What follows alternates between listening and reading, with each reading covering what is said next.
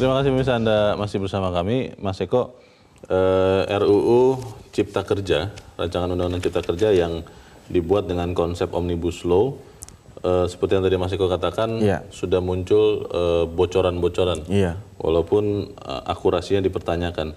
Saya dapat satu sumber yang saya yakin keasliannya, dan di RUU itu ada 1028 halaman dengan membahas, menyebutkan dan juga pembahasan atau penjelasan dari 174 pasal.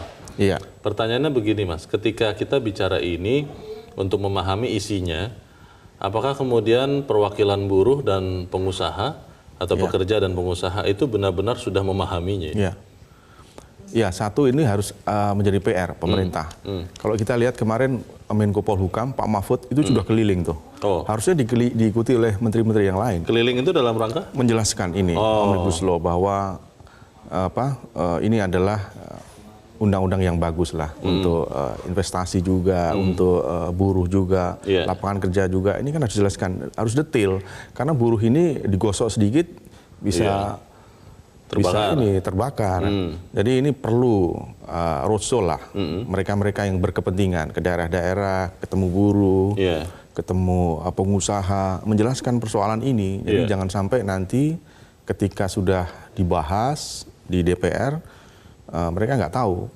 Karena kan kemarin desas-desus yang membuat buruh bergerak antara lain adalah hak-hak buruh atau pekerja akan dikurangi. Betul. Dan itu secara tidak langsung menguntungkan pengusaha. Kemudian ada isu lain adalah bahwa untuk kemudahan berusaha, izin analisis mengenai dampak lingkungan tidak diperlukan. Walaupun kemudian dibantah oleh Menteri Lingkungan Hidup bahwa itu ditetapkan tetap sebagai standar. Dan saya tidak tahu lagi, mungkin ada desas-desus lain lagi yang sengaja dihembuskan yang membuat kemudian orang bertanya-tanya sebetulnya era baru ini era yang baik apa tidak begitu jadinya. Bagaimana itu Mas Eko? Iya, memang itu pertanyaan-pertanyaan semua pihak, termasuk saya. Jadi harus segera dijawab memang persoalan ini. Jadi kalau menurut saya ya, di editorial ini, pemerintah dalam hari ini DPR lah ya, itu ketika sudah kajian akademis sudah dimasukkan ke DPR, diberikan kanal khusus lah, ini diupload. Isi dari RUU Cipta Kerja. Jadi perlahan-perlahan bisa dipahami pasal per pasal. Ini kan banyak sekali, 15 bab, 174 pasal. Bacanya aja sampai kita lama ini, bisa pusing juga ini karena satu-satu. Jadi setelah diupload di kanal khusus gitu kan nanti bisa dimengerti. Jadi mana yang kurang bisa ditulis. Nanti ketika ada audiensi dengan DPR, dipanggil buruh, warga, pemerintah dan lain-lain, itu bisa ditanyakan. Ini maksudnya apa? Ini kelemahannya apa? Kelebihannya apa? Nanti kan bisa dijelaskan di situ. Jadi ada win-win solution lah. Jadi RUU ini bukan hanya nanti menguntungkan pengusaha juga menguntungkan buruh. Gitu. Tapi kan masalahnya itu dikatakan hanya ada di dalam film Mas Eko, bahwa semua everybody's happy, semua orang senang, itu kan sesuatu yang susah untuk diwujudkan karena memang di satu sisi ketika buruh sangat disenangkan, misalnya hak-haknya dipenuhi, bahkan mungkin melebihi yang seharusnya, pengusaha kan akan kesulitan. Kalau kemudian terus-terusan seperti itu, jangan-jangan nanti pengusaha mengganti buruhnya dengan mesin, atau bahkan pengusahanya pindah daerah, terjadi kan di Jawa Tengah, atau bahkan pindah negara. Bagaimana itu? Ya memang true story itu kadang-kadang bisa diangkat di TV ya, banyak gitu. Tapi memang harus sinkron lah menurut saya. Jadi jangan sampai nanti ada timbul ketimpangan lah, Leo. Jadi kalau memang RUU-nya mengatakan A misalkan, ya nanti efeknya juga harus A gitu, hasilnya juga harus A. Jadi harus ada win-win solution yang saya sebutkan tadi antara pengusaha dan buruh. Jangan sampai nanti ketika sudah ditetapkan ternyata tidak menguntungkan oleh buruh, juga tidak menguntungkan pengusaha. Jadi menurut saya harus ada ini, harus kejelian lah dalam pembahasan nanti, Leo. Di dalam pembahasan kan nanti pasti akan ada masukan-masukan. Betul, iya. Dan di dalam pembahasan rancangan undang-undang pasti tarik-menarik kepentingan terjadi. Iya. Pemerintah bagaimana bisa kemudian tetap membuat ini tadi yang Mas Eko katakan seimbang begitu, untuk tidak tertarik-tarik kepentingan? Iya, ini kan menjadi persoalan karena Presiden menargetkan kita 100 hari. Betul. Dari mulai pembahasan. Ini kan proyek apa ya namanya ya? Tangkuban perahu. Tangkuban perahu ya. Langsung jadi satu ini. Atau terinspirasi undang-undang KPK mungkin Mas. Ketika tidak terdengar sebelumnya, tiba-tiba dibahas, lalu hanya dalam waktu berapa? Sekian bulan kan? Iya. Jadi itu? Iya.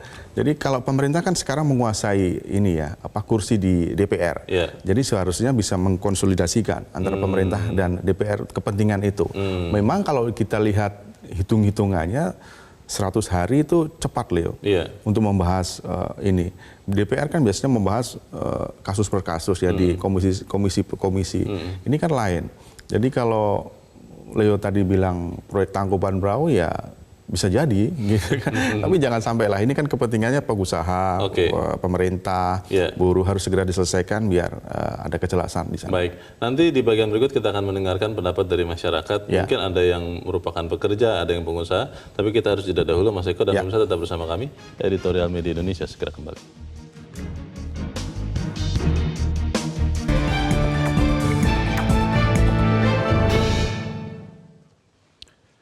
Terima kasih pemirsa Anda masih bersama kami. Kita akan mendengarkan Mas Eko bagaimana pandangan masyarakat terhadap RUU Omnibus Law Cipta Kerja ini.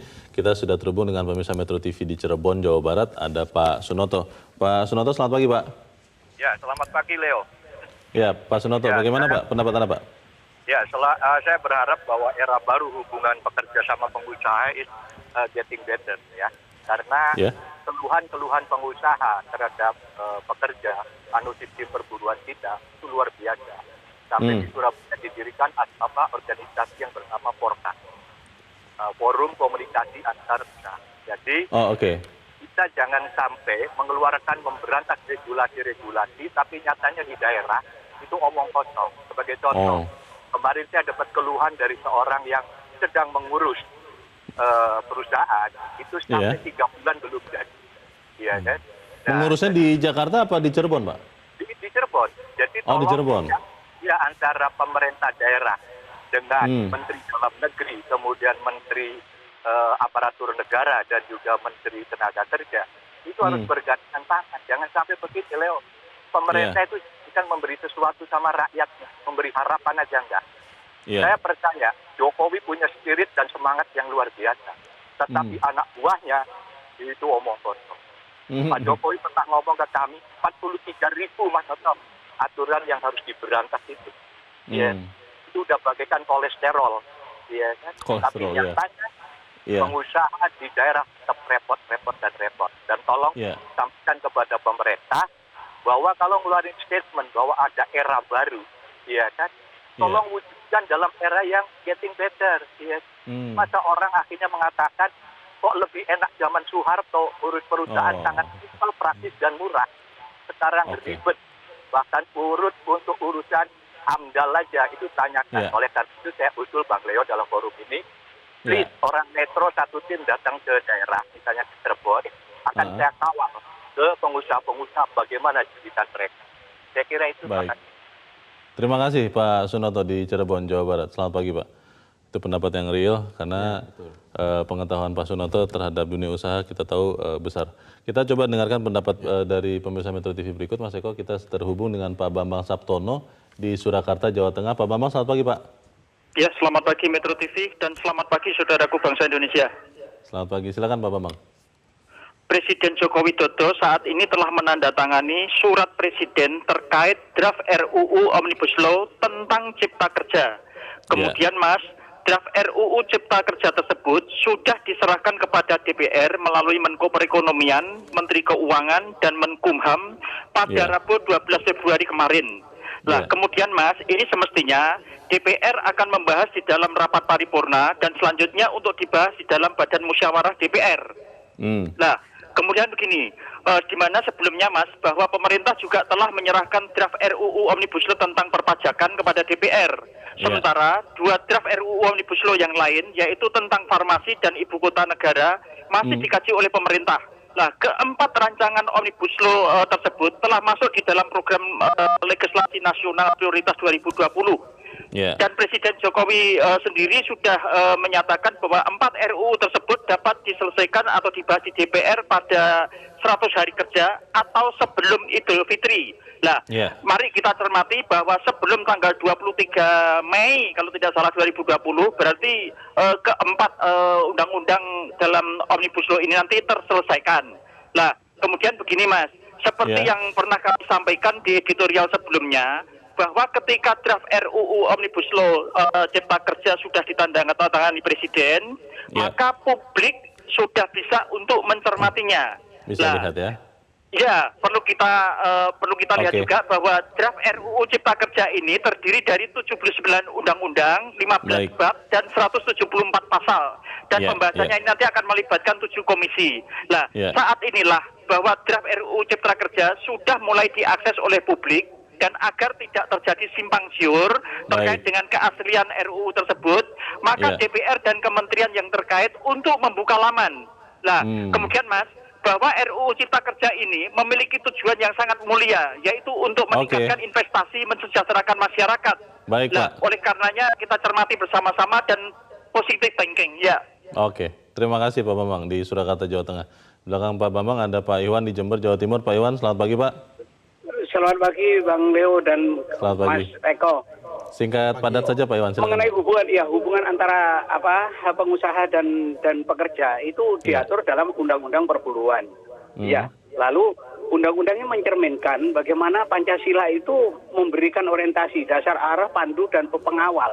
Dan selama ini BPIP kan ketuanya sekarang yuk baru, yang track recordnya gelap seperti itu, sehingga ucapan pertamanya sudah kontroversial, yaitu bahwa musuh Pancasila itu agama. Ini tidak beres otaknya ini menurut saya. Dan untuk itulah maka bagaimana undang-undang perburuan itu cermin dari ideologi nasional Pancasila, itu yang jadi masalah.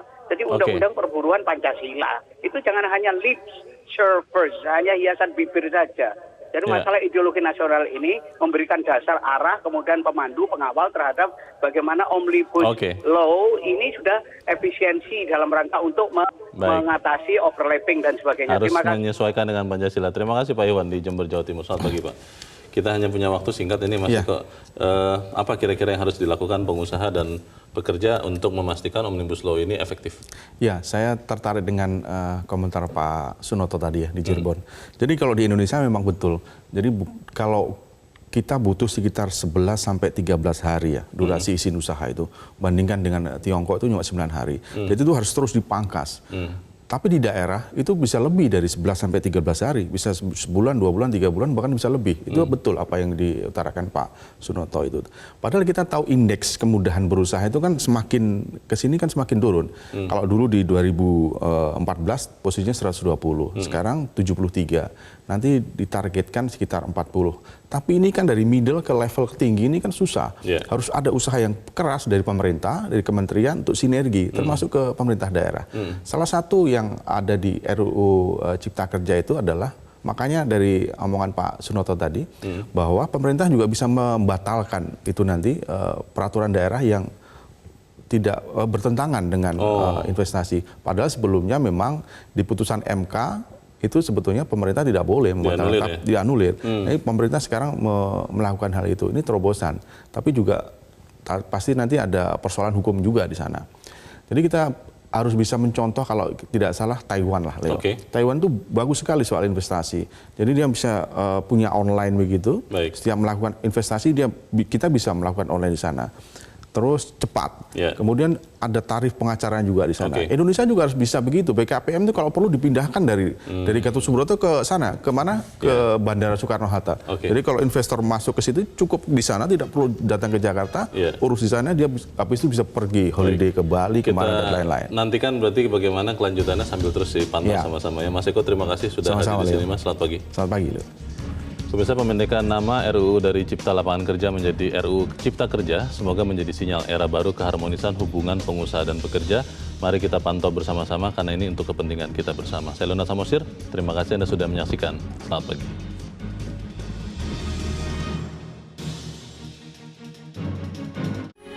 Metro TV, knowledge to elevate.